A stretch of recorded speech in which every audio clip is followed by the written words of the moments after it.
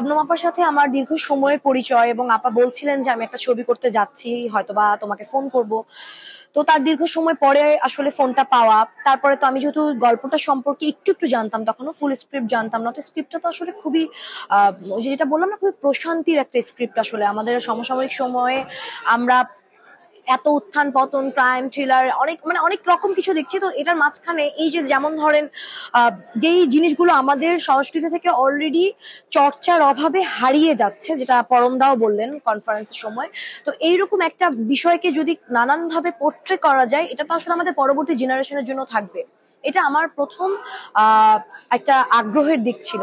আর তারপরে দ্বিতীয়ত ছিল যে আমি প্রথম একটা জার্নালিস্টের চরিত্র ধারণ করার চেষ্টা করেছি। এটা আপনারাই ভালো বলতে পারবেন প্রত্যেকে, যে আমি আসলে কতটুকু ভালো করেছি বা করতে পেরেছি কিনা। তো ওই জায়গাটাতে আমার একটা ডেফিনেটলি চ্যালেঞ্জ ছিল। তো ওইখানে যেটা আমাকে হেল্প করেছে ডেফিনেটলি শবনম আপা, তো অবশ্যই, কারণ উনি নিজেও ব্যক্তিগত জীবনে বহু বছর ধরে এটার সাথে সংশ্লিষ্ট। এবং পাশাপাশি আর একটা জিনিস আমাকে হেল্প করেছে, যেটা আমি মিডিয়ায় আসার আগেই আমি এটা দেখে অভ্যস্ত ছিলাম, সেটা হচ্ছে আমার বড় বোন, যার অনুপ্রেরণায় আসলে আমার এখানে কাজ করতে আসা। আমার বড় বোনের নাম দোদুল। তো ও আসলে ঢাকা বিশ্ববিদ্যালয়ের জার্নালিজমের স্টুডেন্ট ছিল এবং ও দীর্ঘ সময় ওর ক্যারিয়ার স্টার্ট হয়েছিল আসলে নিউ এজ দিয়ে, তারপরে সময় টেলিভিশন, তারপর বিভিন্ন জায়গায় সে কাজ করেছে। তার সূত্র ধরে তার বন্ধু বান্ধবরা যারা সবাই আছে, তো আমি প্রতিদিন দেখতাম যে তারা একটা সময় ক্যামেরা বা বুম নিয়ে চলে যেত, বা আপুরা যারা যেত, যদি আমি দোদুলের কথা বলি, দোলপু, সাতিলা, শারমিন আপু এখন সময় টেলিভিশনে আছেন, এরকম অসংখ্য অসংখ্য, আমি কারো মানে মনে করতে পারছি না এই মুহূর্তে। তো সবার খুব কাছের হওয়াতে আমি সবসময় দেখতাম যে তারা কিভাবে আসলে বডি মুভমেন্ট করতো, তারা কিভাবে চলাফেরা করতো, বা তারা কতটা ডেডিকেটেড ছিল, কথা বলতো কিভাবে, তাদের সাজসজ্জা কিরকম হতে পারতো।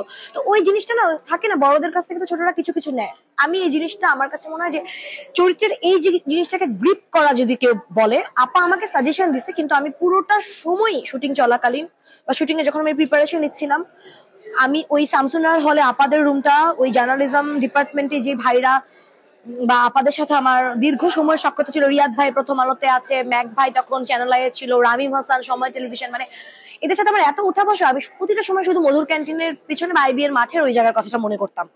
আচ্ছা, ওরা এক জায়গাতে উঠে গেলে ব্যাগটা কিভাবে নিত, বুমটা কিভাবে ধরতো, দাঁড়াতোটা কিভাবে, এটা আমাকে একটা গ্রিপ করতে হেল্প করেছে, এতটুকুই। পরমব্রত সাহেবের সাথে স্ক্রিন শেয়ারের এক্সপেরিয়েন্সটা যদি বলেন, কেমন দেখলেন?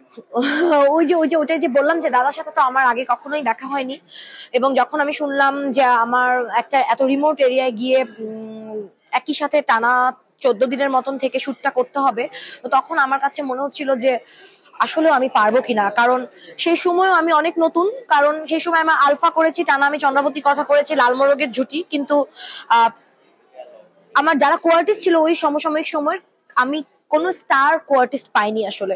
তো তার মধ্যে যদি পরমব্রত চট্টোপাধ্যায়ের মতন একজন আর্টিস্ট থাকে, আমি আসলে নার্ভাস ছিলাম। কিন্তু সত্যি কথা বলতে নার্ভাসনেস আমার ঢাকা থেকে কেন্দুয়া যাবার পথে আমার সব নার্ভাসনেস চলে গেছে, মানে একদম মানে জাস্ট ধুলায় মিশে গেছে। আমার কাছে মনে হয়েছে যে আমি বহু পরিচিত একজন মানুষ থাকে না, যে আমার দাদা, আমার বড় ভাই, আমি ওনার কাছে সাজেশন নিতে পারবো, মানে সমস্ত কিছু। পরবর্তীতে শুটিং করতে গিয়ে আর নার্ভাসটা একদমই লাগেনি। মানে আমার একদমই ওই সময়টা যখন শুনি নামটা আপনাদের কাছে বা যখন দেখি তাকে স্ক্রিনে, পরমব্রত চট্টোপাধ্যায়, কিন্তু আমি যে 14 দিন সময় পার করেছি তার সাথে, সকাল বিকাল রাত, মানে 24/7, আমি না একবারও না ওটা পাই নাই। মানে আমার কাছে মনে হচ্ছে আমার বড় ভাই বা আমার কোয়ার্টিস্ট, আমার ফ্রেন্ড, আমার অভিভাবক, এরকম।